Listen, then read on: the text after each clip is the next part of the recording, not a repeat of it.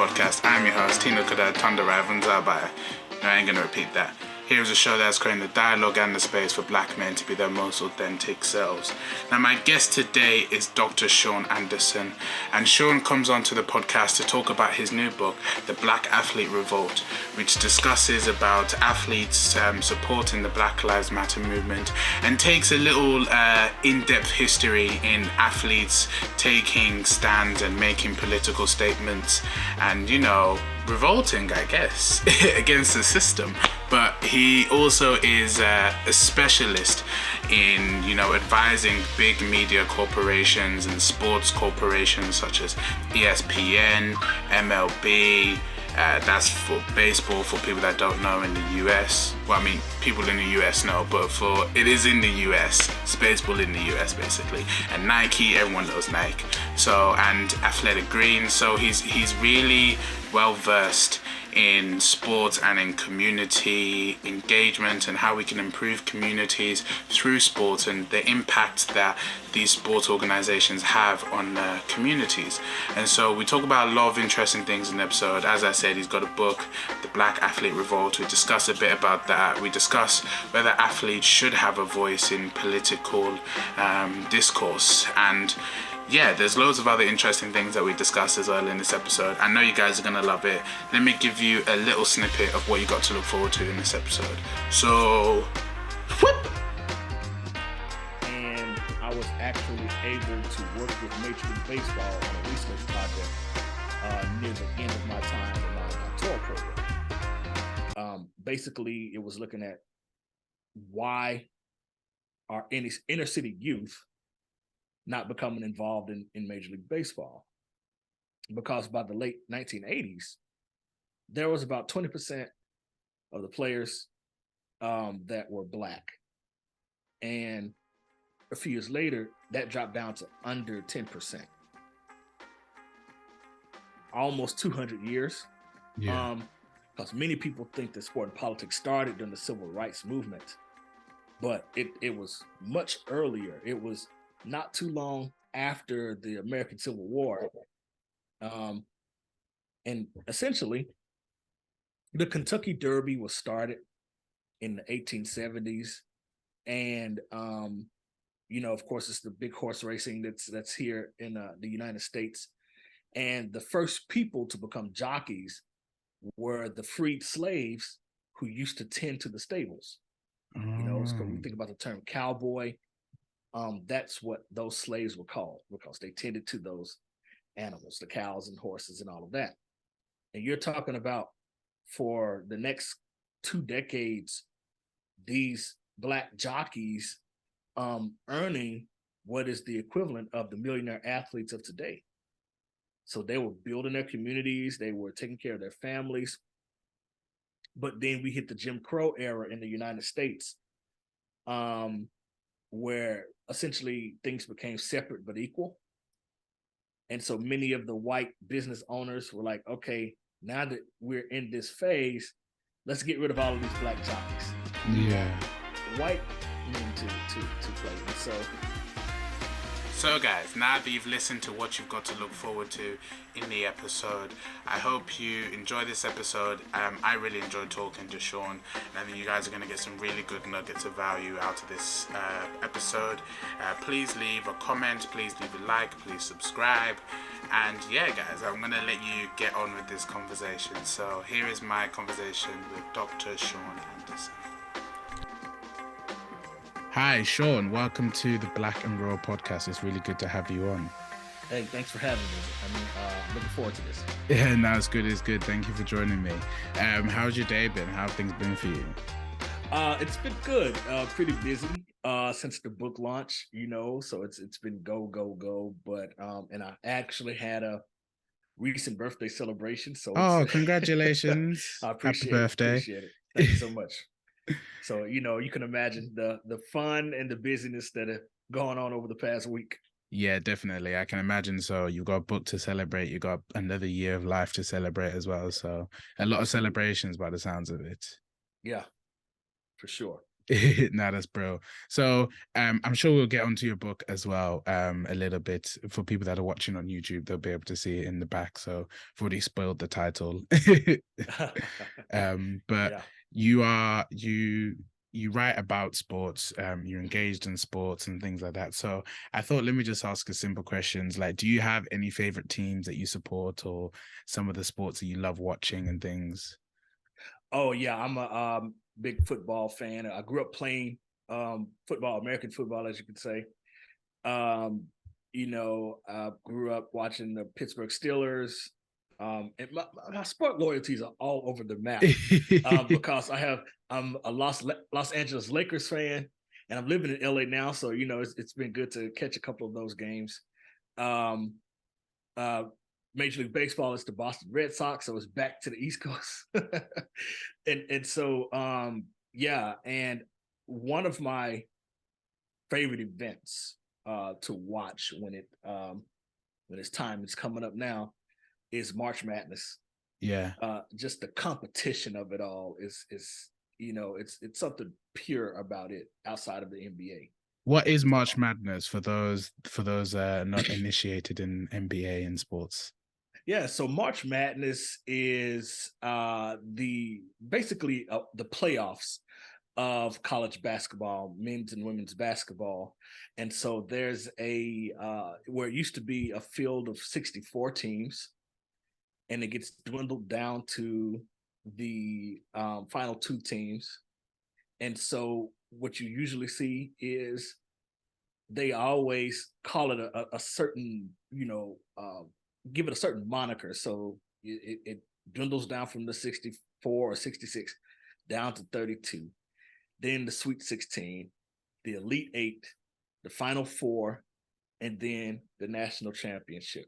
I like And that. so, yeah, right. So it's always this concept of the Cinderella story, meaning that pretty much every year, a team that's ranked really low, that's expected to lose, somehow makes it to at least the Sweet 16 or the Elite Eight.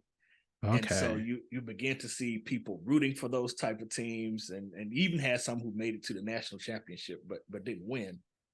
But still, that's the excitement of it all. Yeah, we all love an underdog, don't we? Like someone Exactly. you don't expect to win and stuff like that. Yeah. You said you're a Lakers fan, so I'm sure you were watching the game where Bron broke the scoring record and all of that. Yeah. What was it like in LA just on that evening? I can imagine it was crazy. A lot of fireworks. People out here love the fireworks. So when it's a milestone like that, or of course when the LA Rams won the Super Bowl a couple of years ago, oh, the fireworks are just everywhere. You could not see it. You could not see it, I should say, Yeah. or hear it. And so a lot of celebrations, a lot of bars being filled. Yeah, I can imagine so. Yeah. So, and plus, and one thing to know about Los Angeles, which is interesting, is that yes, Los Angeles has 11 professional sports teams. Which is But if crazy. there's but if there's not a game that's going on, people are not near the arenas. They're at the beach. They're on their sides of the county. It's usually a ghost town if it's not a sports game going on. Yeah. And so when there is a championship or a milestone like LeBron, everybody's out and about, um, popping fireworks, popping champagne, doing all this, that, before. Yeah, no, Probably that's somebody out there painting a mural somewhere of oh, LeBron. I'm sure there is. I'm sure there's some already up, to be honest with you. Like mid, Yeah, like they had the game on and then they're ready to paint and then they're like, bang, he's done it. I'm gonna be the exactly. first one that's painted his mural on here. Yeah, for sure. Yeah, that was I remember I didn't stay up for it because I like you know what, I tried, there was a time I tried to watch American football. Mhm. I for some reason Green Bay Packers was the team that I liked. I think I just liked Aaron Rodgers, so I was like, yeah, Yeah, I want to support them. Um yeah. I tried to watch it. I couldn't get past the ads, but then like the other day one of my friends was like, "Oh, but you watch NBA and that's filled with ads." And I was like, Oh yeah, it is, isn't it? Like I Mm. didn't, but I think the ads in basketball don't stop the game. That's the only thing. Like the ads in football seem like, oh, there's a stoppage after every, I don't know, 2 minutes or something. I couldn't do it. I couldn't do it. I tried, Oh yeah. but NBA is my sport and football You, here as well. what's interesting about that too is that much of the revenue from for the NFL comes from these ads, and Yeah, so of course. and right and it trickles down to the players, and so essentially the NFL added another game to their regular season. So in order to pay all of the players and the owners who, they had to increase the advertising. Um, but what's so funny is that the owners, in many ways, don't want to share those advertising rights. They want to take them on collectively, and they say, well, you players, you should just be happy that you're in a position to be a pro athlete known across the globe. Let Yeah. us collect our money. So it's an awful situation. But you're right, the ads are astronomical. Yeah, it's you know what I think that's one thing actually which I would like to touch on in terms of sports because the Black Revolt, what you are Yeah. doing in terms of I'm sure we'll get actually let me let you say what you're doing. Okay, sure. So yeah, what is it that you're involved with?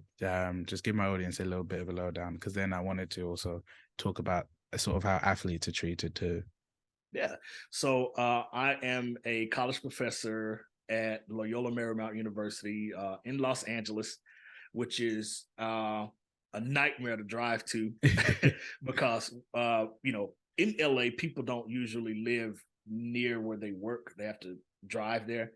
So for me, it's at least an hour drive past LAX, the big airport, and to the campus, and which also coincidentally is 10 minutes away from the new SoFi Stadium that was built in the city of Inglewood.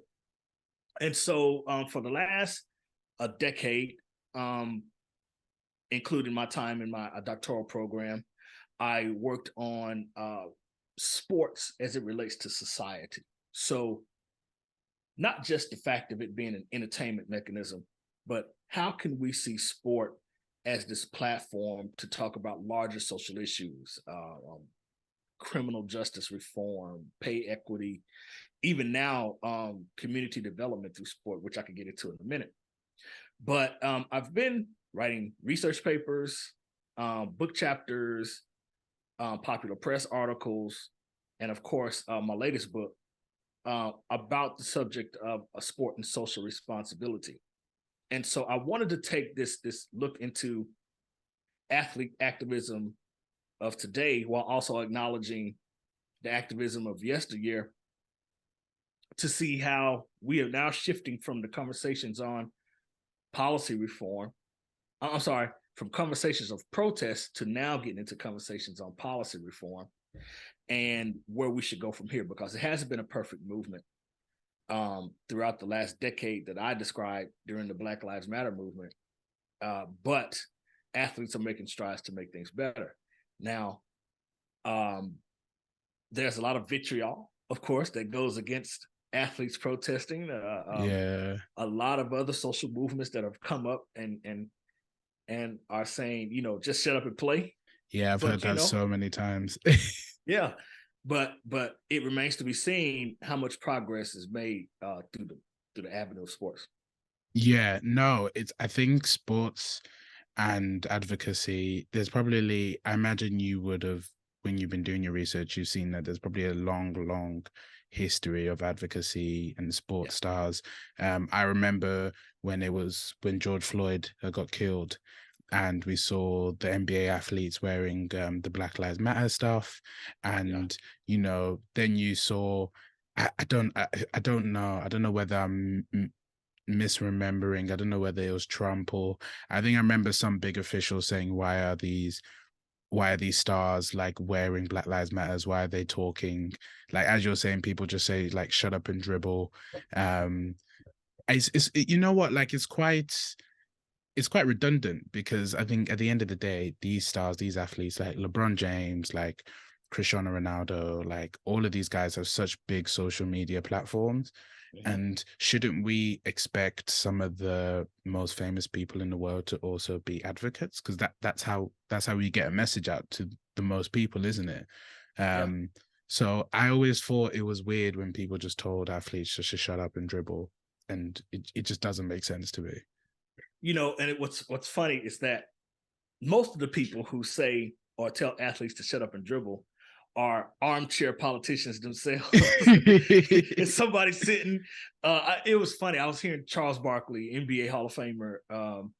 He was talking about not necessarily politics, but he was talking about how people use social media to kind of spread their message. And he was talking about how, or to be mean to people. He was saying, it's probably some guy sitting in his grandma's basement, mad about life, going on Twitter talking about what should be done in politics. And so it reminded me of that type of logic where anybody nowadays can get on any social media platform and just say, they may not even know all the facts, but then they'll tell the person who is actually out there doing stuff that you're wrong. Yeah. Well, why are they wrong? Well, I just know that they wrong. There was this one guy that was arguing with me on Twitter, and he was trying to present me with some facts about the FBI and communities, and it was like some data he got from 1979. I'm like, well, what? That's not going to help the understandings of communities nowadays. You need to get some data that's at least within the last decade. And so, it's all of these people who say, I just want to watch the game. I want to get away from societal issues. I want to get away from that bad job, this bad marriage, my bad kids, and just go watch the game. But what people are not realizing is that at the end of the day, these athletes are human too. They have to go home to their families, and you're expecting an athlete to walk through the corridor to get to the locker room, and you got these fans just yelling at them, calling them all types of names, and expect it to not take a toll. I mean, come on. They're going to talk about those things, and now that mental health and sports is also a big thing, you're having athletes being more expressive about what they have to deal with, and what they want to fight for, which is a great thing. Yeah, it definitely is. And we always forget that athletes are humans. Like, obviously, they perform for our entertainment and, the money that's involved with it and stuff like that. And it's great that we have athletes. It's great that we have sports and that we can watch some of our favorite players, break history or, just do amazing things. Like they're quite extraordinary humans. But Yeah. I remember I was listening to Russell Westbrook talking about, because he's just recently gone to LA and then now he's moved to the Clippers. But I remember him saying that his kid was getting bullied in school, like people were calling him Westbrick and stuff. And his kid was really proud of his surname, really proud of his dad. Like he's like, yeah, I'm a Westbrook, like, feeling himself, which he should feel himself. His dad is at the end of the day, probably a Hall of Famer. But it's sad that it then trickles out into his family then not feeling like they can come to games, and his kids being called Westbrick and sort of taking the piss out of his surname. It's we don't ever think about that, and I feel like. And even I've done it. Even I've been like, "Oh, Westbrick" or something like that, or said something about a star. But then when you hear, especially when I heard Russell Westbrook talking about it, I was like, "Crap, man's also just a dad that like also now has to deal with his kids being bullied at school, and it's more heightened because he's a celebrity." Right. It's there. I know the NBA for sure. A couple of years ago, started this program to hire a psychologist to come on board to help these athletes talk through their issues and their problems, because there were so many of them who came forth about the depression, the isolation that comes with being, a superstar basketball player, and which I bring him up again. It's funny. Charles Barkley said something which I was like, man, okay, I see what he's trying to say, but it's still not helping the situation. He was talking about Kyrie Irving, and we all know, right, all of the stuff that he's said or done, and but what Kyrie mentioned was that, I sometimes feel like I need to take time off because I can't deal with all of the things that are coming my way mentally. And so Charles Barkley said, well, you're getting paid $25 million a year to play a silly game of basketball. Well, all of this comes with it. That's why you get paid so much. And on paper, that sounds like, okay, I see what you mean. Like what's the cliche term, with more power comes more responsibility. Yeah, pretty much. Right. But, that still doesn't take away from the fact that many of these athletes at some point feel like, okay, if I can't cope with these, things that are going on in my life, then I'm going to do something stupid. I'm going to get involved in something stupid. I'm going to turn to something that's not really good for me and my family. And those are the things that I think we should pay attention to as, again, athletes are advocating for more. Or I should say, is not to say that, criminal justice reform and police brutality are not key issues, but they're seeing themselves as advocating for more. They're advocating for socioeconomic opportunities for, the people that they care for, not just family, but their communities. They care for, the education of their children and other children.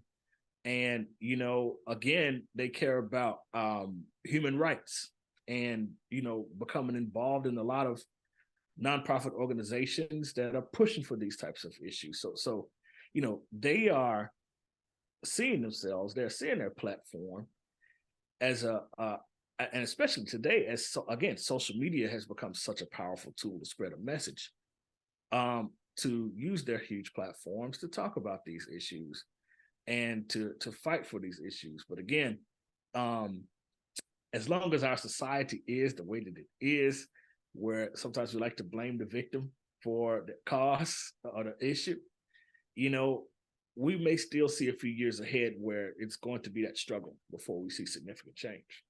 Yeah, no, definitely. And just Kyrie Irving. But he what, he doesn't even help himself, because even though he is spitting truth, like he is spitting facts right there. It's just the fact that, he sort of flakes on his teams, and he doesn't always say the right thing. But I think what his message, in terms of what he's saying, is that we actually have a lot to deal with. And even with the fact that, okay, as you were saying, that if they don't deal with what's going on, they may take that back home to their families or resort to other things. And when you're famous, you can really get anything and no one's going to say no to you. So that makes it even worse, doesn't it? But yeah, these stars should probably be given some grace. I remember I was listening, I can't remember what it was, but it was a recent what's his name? Recent All-Star that went to Atlanta Hawks from San Antonio Spurs. Oh, I know. I can't think of the name, but yeah, it's blanking on me. It's blanking on me. But I remember he was saying that because he used to be what do you call it? He got arrested and he was in he was in youth prison and stuff like that a lot. And I'm still trying to think of the name. I need to just let go and focus on my point. No, not Trey Murray. Something Murray. Oh, it's all right. But he was basically saying that like he every morning he wakes up and he talks to ex-con, like he talks to people in prison and to young people in prison, because that's like when he was there, it took someone helping him out to get out of that situation. So I think a lot of these stars as well have came from such sort of deprived backgrounds, and now they're rich and famous. And so why don't we expect them to advocate for their fellow brothers out there that are either still in those situations or that have been in those situations? So yeah, I think it's quite complicated, but I think there definitely needs to be some grace given towards them. And just because they're rich and famous doesn't mean that they don't feel, they don't have families, Oh, they don't, absolutely. they don't feel the stress. And it's just worse when everyone's taking photos of you, asking for your signature all the time. Like imagine if you're feeling really crappy one day and you have to deal with loads of people being like, can I get your photo? Smile, this, that. And really, you're just feeling rubbish on the inside. Like, I kind of like, I don't think I've always said that I don't want to be, I would rather be rich and just sort of anonymous rather than rich and famous, because I want them. I tell you, the attention. Doesn't seem worth it. It doesn't seem worth it. Like, so it's an interesting one. It's definitely an interesting one. And so I also wanted to find out, you were saying that you've done your PhD, you've done your research, you've studied for quite a while by the sounds of it. What made you want to study sports? Like, what was it about sports that you thought, that'd actually be really cool to do my research in and to specialize in? Yeah, so it actually started in my formative years playing American football pretty much my entire life.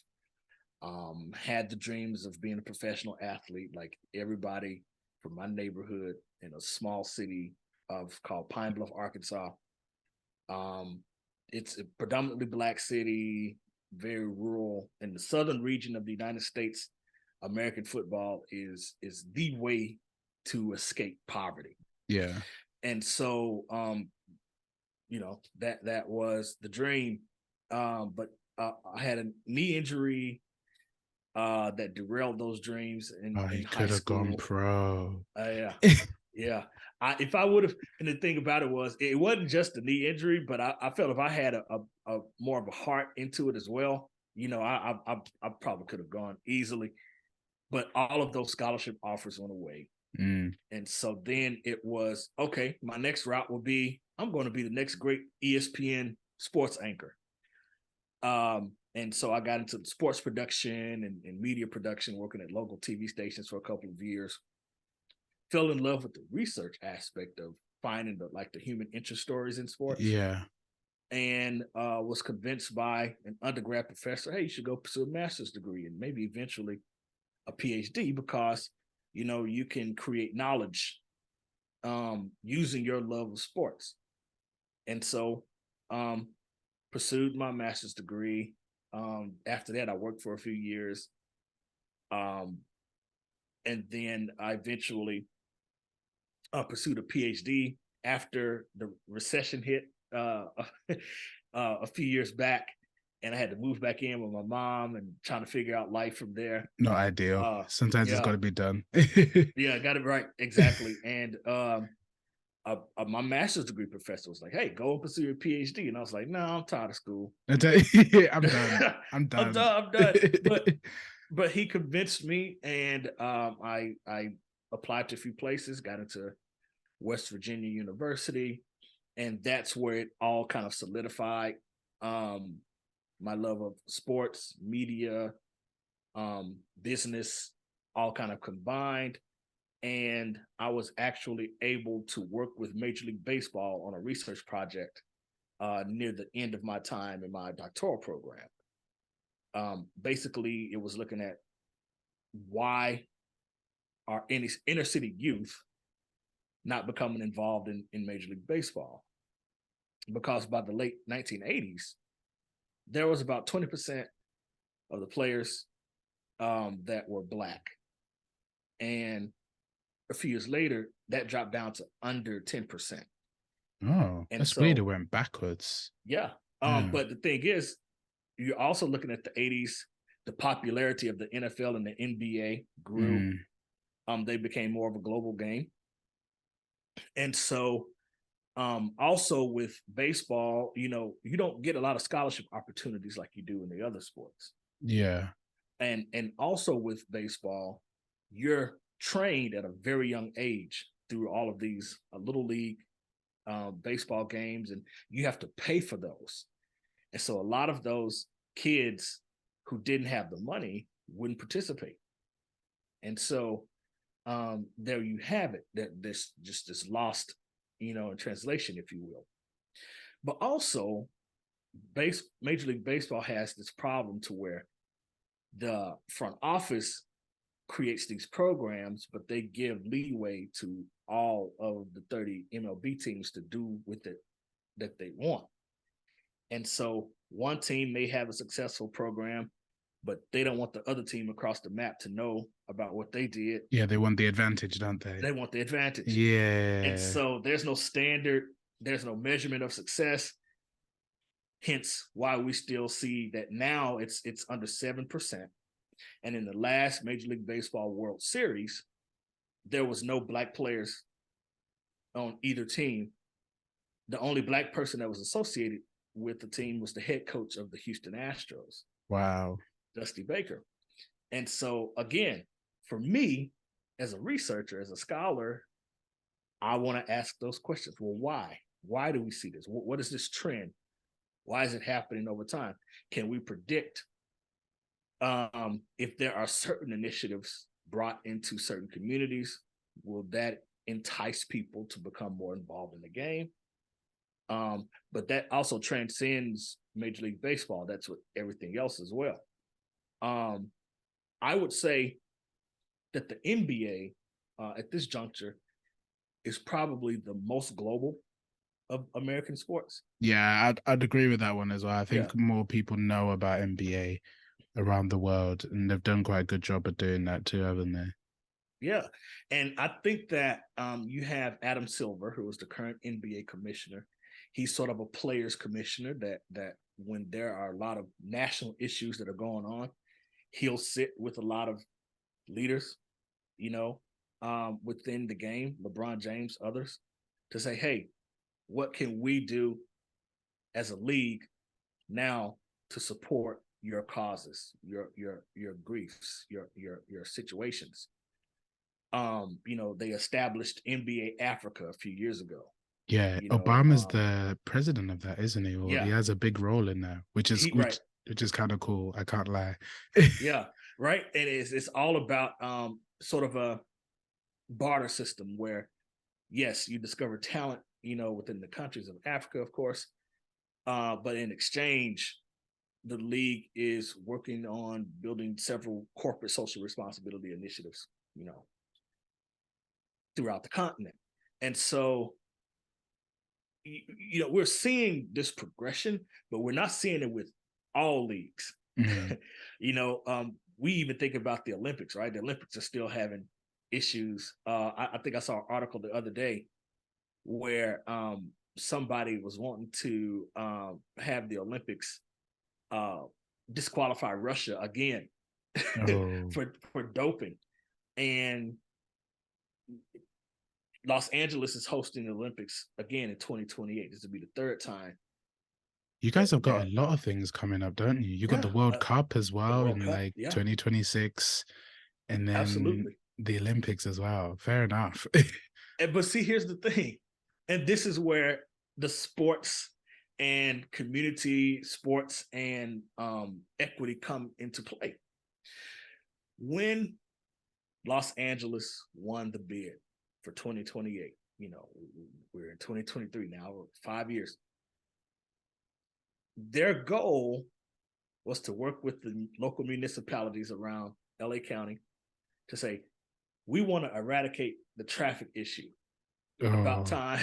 Yeah, I've heard things. Even you were telling me before, it's just crazy. Yeah. Like, we want to do this, and here's the problem with that too.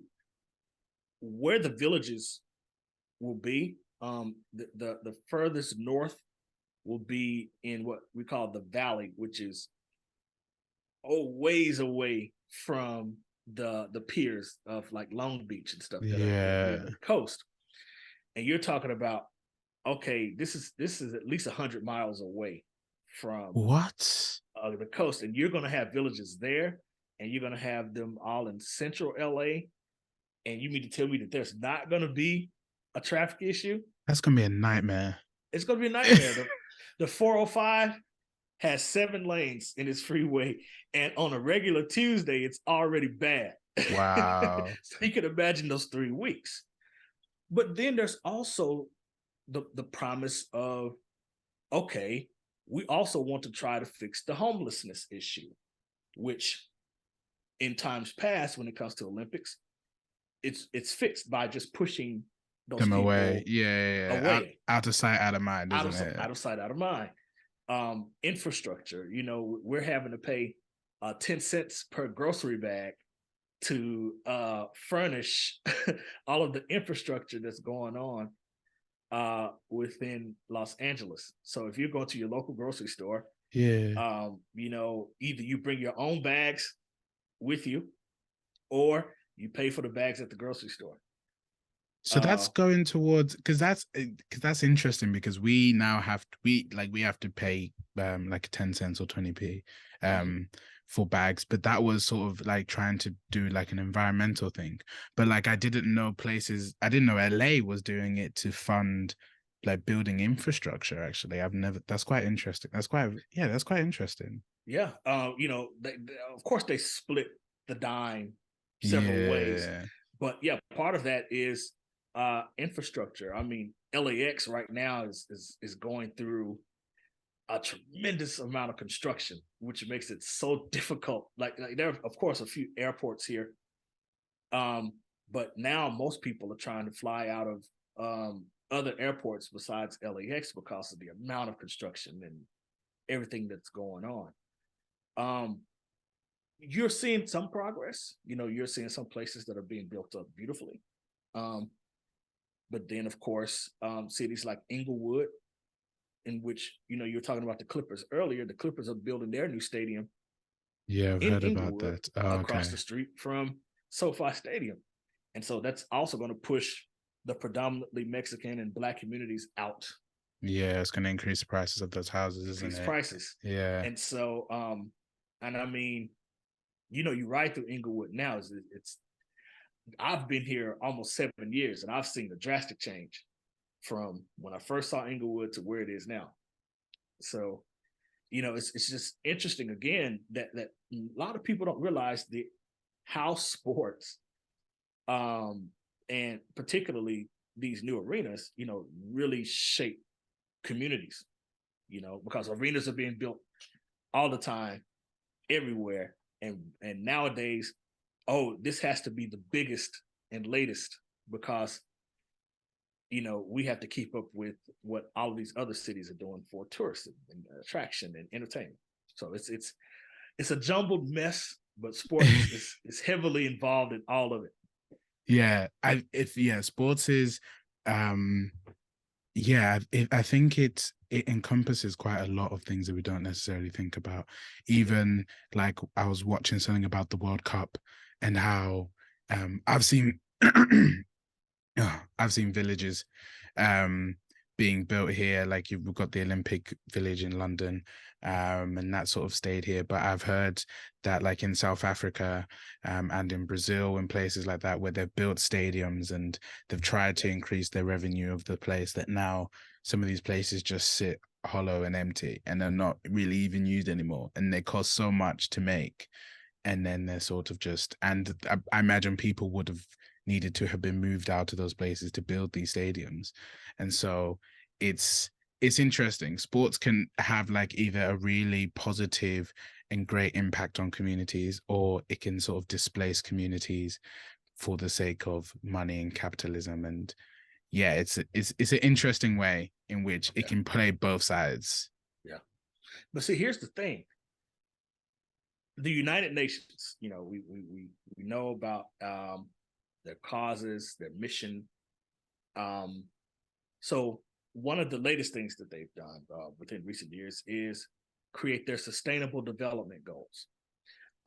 As we know, there are 17 of these goals, all meant to create a better world for everybody. Whether that's, of course, ending poverty, of course, sustainable development, diversity, equity, and inclusion, to health and safety.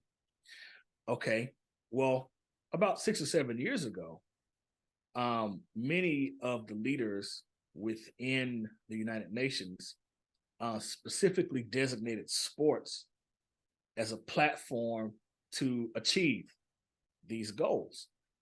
And so, but in a lot of articles that have come out since, even some articles that have come out from the front offices of the United Nations, they say, we recognize sport as this social change agent, but we are still in the infancy of figuring out how sports can actually, do the things that we want it to do.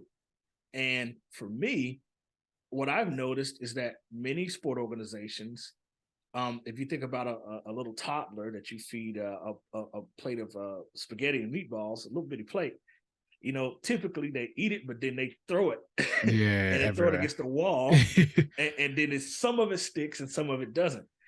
Well, that's the way that sports organizations usually create their responsibility initiatives. Let's just put something out there and hope that it sticks. And from what I've gathered from the years of research and talking with organizations from law enforcement all the way to environmental agencies, many of them have a lot of youth programs. And so they'll say, oh, well, our success in these programs are focused on exposing kids to things that they've never seen before. And okay, that's nice. That's cool, and you hope that they can take that further, but that's not necessarily tangible, right? For the people that are hurting now. In any type of urban regeneration project that's going on, whether it's sports related or not, you won't see big time results for about 2 decades. And so, well, what does that mean for those who are suffering now? What does that mean for when you're coming to the communities and you don't talk to the communities about what you're trying to do with your sports arena? Then of course they're going to be mad. But in any case, what can they do about it? Because this big behemoth is coming in and it's going to earn this city money.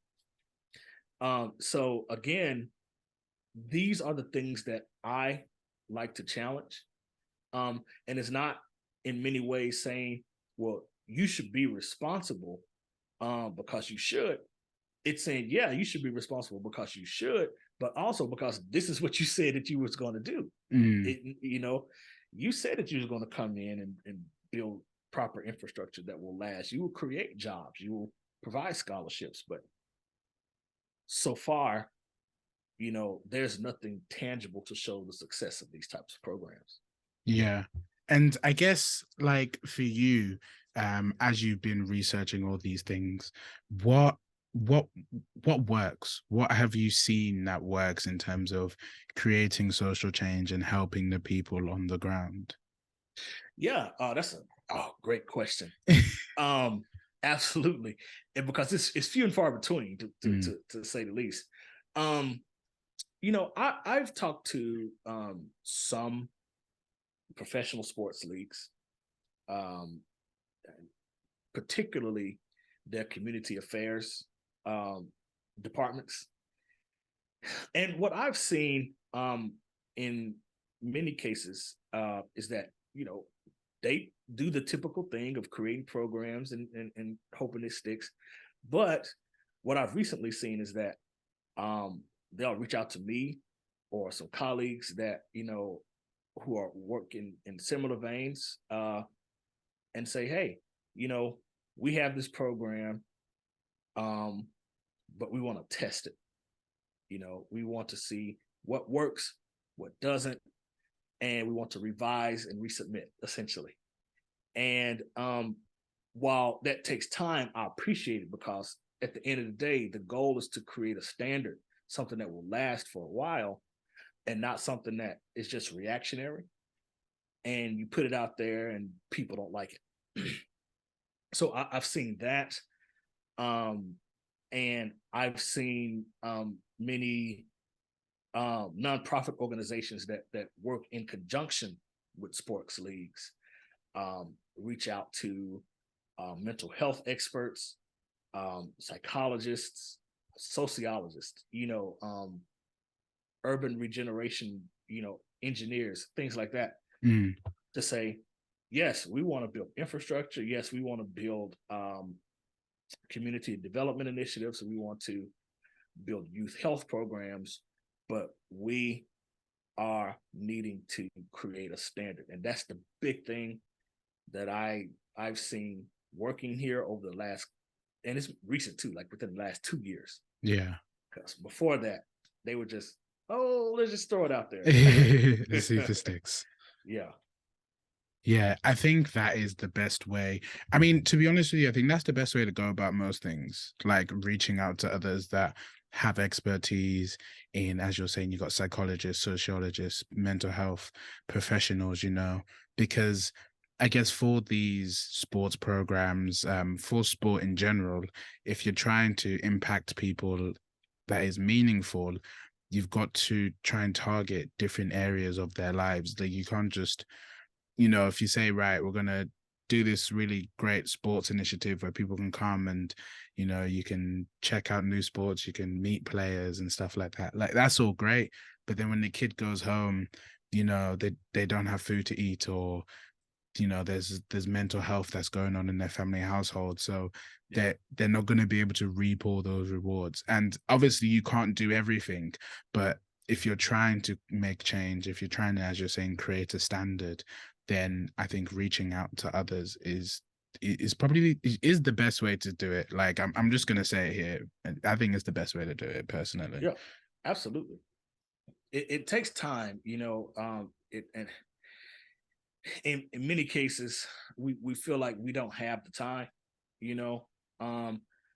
but it's one of those things to where, okay, if they rush and put something out there, and it's not good, which most likely it won't be, there's even more backlash. And so I think, yeah, we're in a global society where enough is enough. We've seen the Black Lives Matter movement from its start in 2013 to essentially become a global movement, even though the organization itself is in shambles in many ways. But it's become a global movement. It's become an avenue for people to talk about social issues. Okay, now we're in the phase to where, okay, yeah, those conversations on policy reform need to happen, and policy reform should happen across the board. But we know when we deal with governments and passing laws, it's like a snail walking across a football field. Yeah, change is slow, isn't it? Like we've seen a lot of change happen over the last 10, 20, 30 years.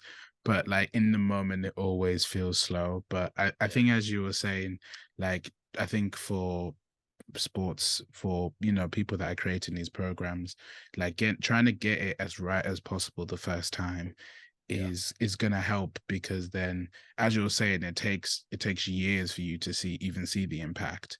But I think long-term impact is always better than short-term, I don't know, not happiness as such, but just short-term gains. Like you just see, oh, this amount of people came to our thing, this amount of people shared it, but it's like, but how many people were impacted by it? How many people 2 years on are now going to or getting scholarships, or that are, the impact that you want to see? Is that happening, or you just going for short-term gain? Yeah, no, for sure. So I think we've beaten around the bush a little bit in terms of your book and things that you talk about it in it. So I wanted to know, what was it like writing your book? And if you can just tell my audience a little bit about it as well, like formally. Yeah. So the Black Athlete Revolt, the sport justice movement in the age of Black Lives Matter, was a homage to a lot of the writers of the civil rights movement. In particular, Dr. Harry Edwards, who we call the father of sport sociology. His first book was called The Revolt of the Black Athlete. Okay. And so then I took a spin with the Black Athlete Revolt. There's no copyright with that, is there? No. And matter of fact, he was actually very happy with the title, and because in many ways it was an homage to what has been done with the past, and then the sport justice movement acknowledges where we are now and where we're going. And so this book came from the idea that, you know, we have to just stop saying that sport and politics don't go together. It's been a part of the global fabric for almost 200 years. Yeah. Because many people think that sport and politics started during the civil rights movement, but it was much earlier. It was not too long after the American Civil War. And essentially, the Kentucky Derby was started in the 1870s. And, you know, of course, it's the big horse racing that's here in the United States. And the first people to become jockeys were the freed slaves who used to tend to the stables. You know, so we think about the term cowboy. That's what those slaves were called, because they tended to those animals, the cows and horses and all of that. And you're talking about, for the next 2 decades, these Black jockeys earning what is the equivalent of the millionaire athletes of today. So they were building their communities, they were taking care of their families. But then we hit the Jim Crow era in the United States, where essentially things became separate but equal. And so many of the white business owners were like, okay, now that we're in this phase, let's get rid of all of these Black jockeys. We want white men to play. And so those laws basically eradicated these Black jockeys from history. And that's where I situate the biggest platform of sport and politics. And, you know, unbeknownst to those athletes, that they were getting involved in politics in many ways. And so, again, I take us through that journey, through the civil rights movement, through the dormancy of athlete activism in the 80s and 90s, and now the revitalization of this athlete activism since the Black Lives Matter movement began a decade ago. And so the sport justice movement is sort of a spawn of the Black Lives Matter movement and other movements that have come along in recent years, as recognizing sport as its own platform to create social change, not just a part of a larger conversation, but it's its own entity at this point. It's in its infancy as far as being its own entity. It's not a perfect movement, but it is now one where we can say, okay, athletes from men's sports, women's sports, high profile athletes from all of those arenas are collectively coming together to talk about things such as voter suppression and voter rights. And, you know, some of them, particularly in women's sports, are becoming owners of teams to try to push the envelope for economic empowerment through sport. And so this book runs the gamut of all of that language. Yeah, no, that's quite good actually. And I think there's a lot of, hold on. There's a lot of history as well that you sort of covering with that. As you were talking and you were saying that we've had years and decades of sports and politics being together, I thought of Muhammad Ali, who, you know, his career got cut short just because he disagreed to the Vietnam War. He didn't want to get drafted. It's such a shame, actually. It's such a shame, actually, when you think about it. Like, I mean, he already was one of the best boxers in the world, but what could he have done? Like, if he wasn't, like, he literally got suppressed. Like, he literally was like, you can't box anymore. We're not allowing you to do that. And I think other sort of we've seen other demonstrations of athletes sort of revolting and being like, no, actually, we want to change the status quo. And I think, as we were saying before, I think it's important for athletes to be able to use their platforms and use their voices to talk about these issues as well. Yeah, you know, it is because you know, there have been so many you know, think pieces and national conversations, global conversations about what athletes should or shouldn't do. You know, what was interesting, of course, with the 2016 Colin Kaepernick protest against the national anthem. Oh yeah, the guy that took the knee, wasn't it? Right, took the knee. Former NFL quarterback took the knee, which sparked then President Trump to go on a tirade for years, whether it's Twitter, any news outlet that would hear him talk about, you know, why we need this SOB to be out of the league. If you don't like what we do in this country, you could leave, type stuff. And crazy.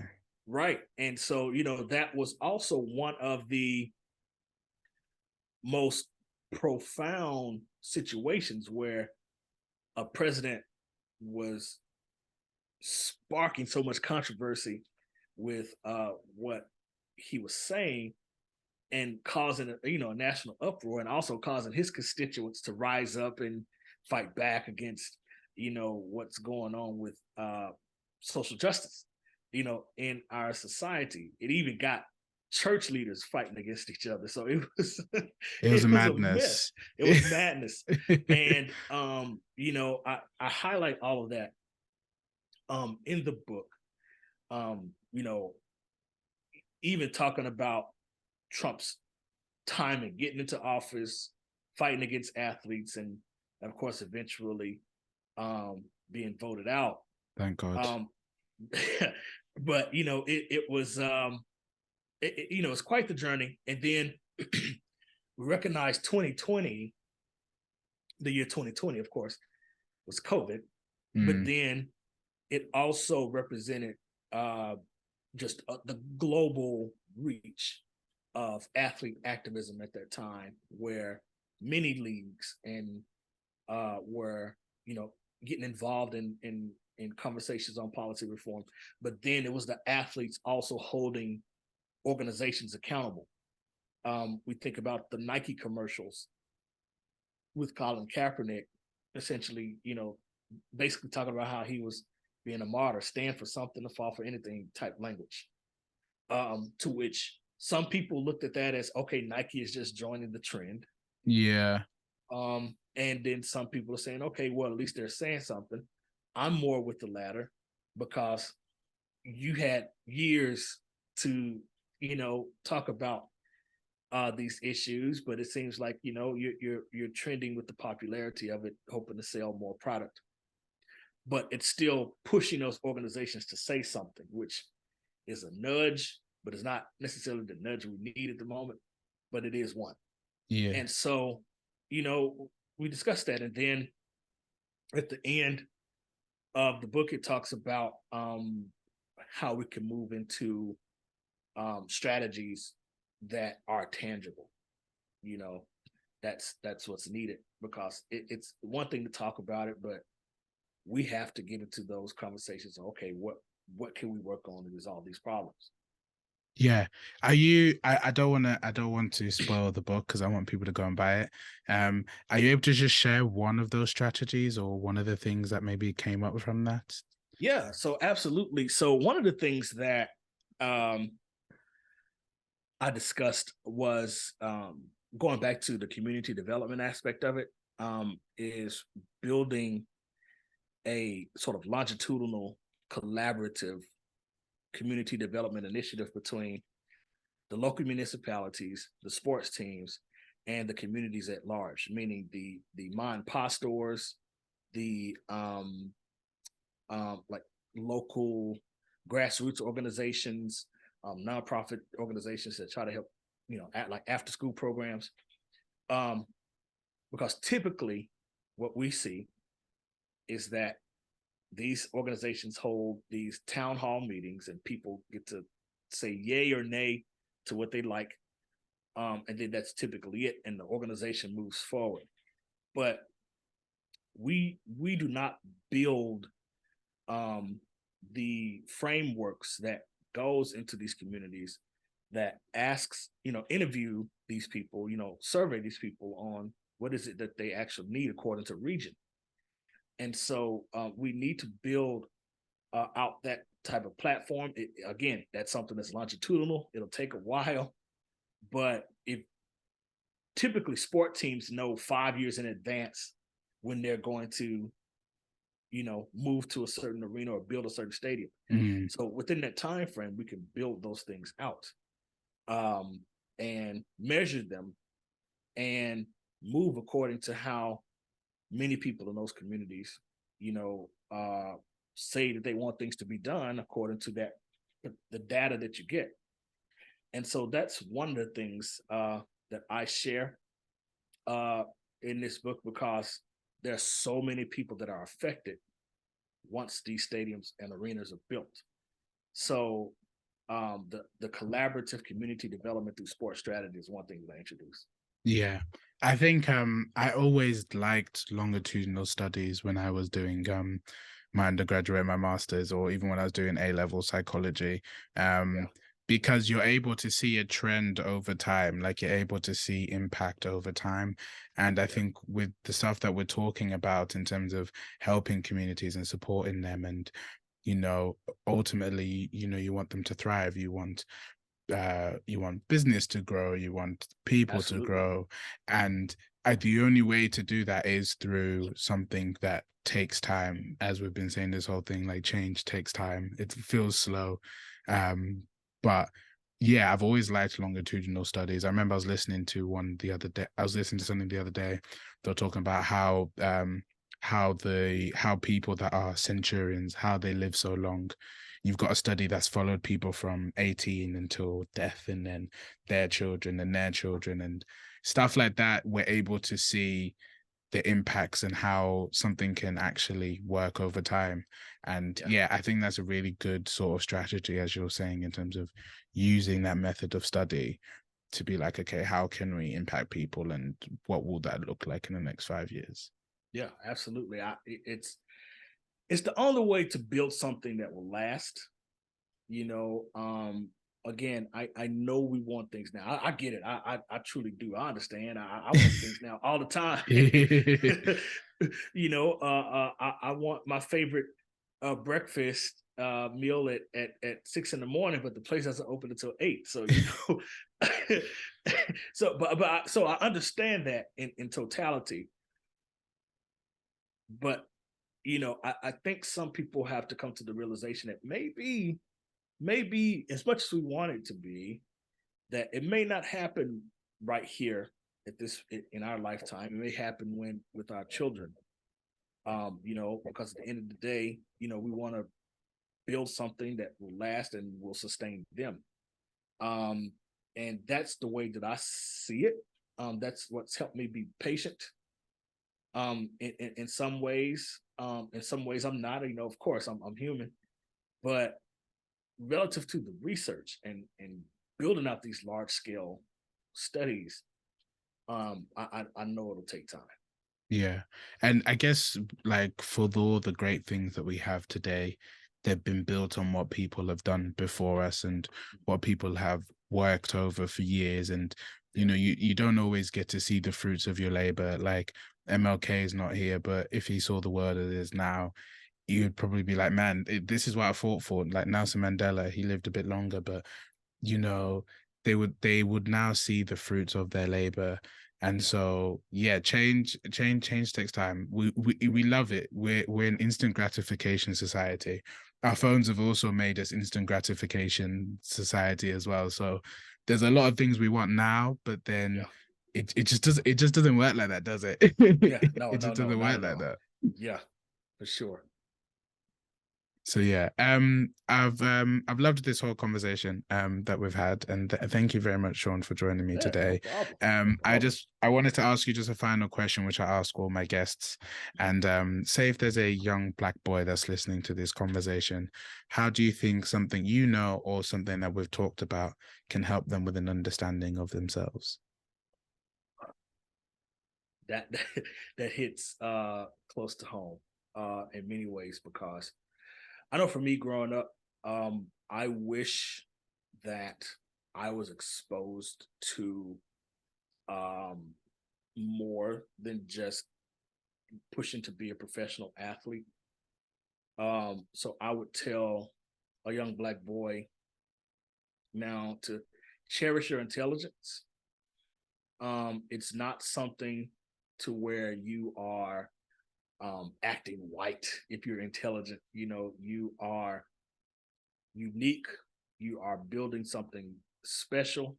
Um, Listen to those mentors who want to see you thrive, who want to see you succeed, because you may be the next person that cures cancer, or you may be the next person that takes the work that I'm doing and takes it further than what I ever could. And I'm okay with it, because I'm in my time. The future is yours. Um, you know, try to be as patient as you can. I know it's hard uh, in this life that we live, being Black men, um, but never tell anybody that your intelligence is a hindrance. Uh, you are special, you are loved, and you can always reach out to me and other mentors to help you see that path. Nice. Awesome. Awesome. Thank you very much, Shaun. Where can people find your book? Where can people find you as well? Yeah, so people can find me at my website, www.Shaun, SHAUN, Mark, MARQ, Anderson, ANDERSON.com. You can find the link to my book there. But you can also go to Amazon, I've got Barnes and everything. Noble. You're right, exactly. Wherever books are sold, you can find it online. But you can also, again, visit my website to see all of the other things and events and videos I've done. Real nice. And I also put those all into the show notes as well. So no one's got no excuses. You heard it from Shaun. It's going to be in the show notes, so you can go and find that out. So yeah, thank you very much, Shaun, for joining me. And I hope you have a really good day. Hey, I appreciate it. Great conversation. Bless. So, guys, that is the end of the episode. I really hope you enjoyed the episode. I really enjoyed talking to Shaun. You know, sports and community interests and how the community benefits from sport is something that's up my alley. I'm always interested in sports. You know, I like NBA. Currently, I play for Coventry Tornadoes. And, you know, I've also played lacrosse at university. I played rugby at school, and you know, everyone plays football with their friends and stuff like that. So sports has always been something that I've been interested in. So this conversation was right up my alley. I'm so glad Shaun got in contact with me, and I can't wait to read his book as well, because it sounds really interesting. And I think there's a lot of good things that we can take away from this episode, even how we engage with you know, athletes and stuff, and what we say about them on social medias. You know, I'm going to put a little video up on my website about Russell Westbrook talking about his kids and his family and stuff. And, you know, they're just humans at the end of the day. Sure, they're humans doing extraordinary things, but they're just humans. They suffer, they feel, you know. And there's other conversations actually coming up this month where we talk about some of the stars and what some of them are going through currently, John Moran. But yeah, I hope you guys enjoyed this episode. I really enjoyed talking to Shaun. If you want to get to find Shaun, or if you want to, you know, reach out and see his services and what he's about, I'm going to put everything into the comments, into the show notes. But leave a comment as well, like and subscribe. And yeah, if you want to get into contact with me, everything's going to be in the show notes of this episode. So yeah, go give it a like, go give it a comment, share it with your friends. Like, I'd love to see what you guys think about there in the comments. Maybe answer the question, do you think athletes should be social activists? Do you think they have a right to? Do you think they should just shut up and dribble? I don't know. Tell me what you think. Tell me what you think. So yeah, I hope you guys are good. Thank you very much for engaging. Thank you very much for listening. There'll be a new episode out of the podcast next week, and we will talk soon.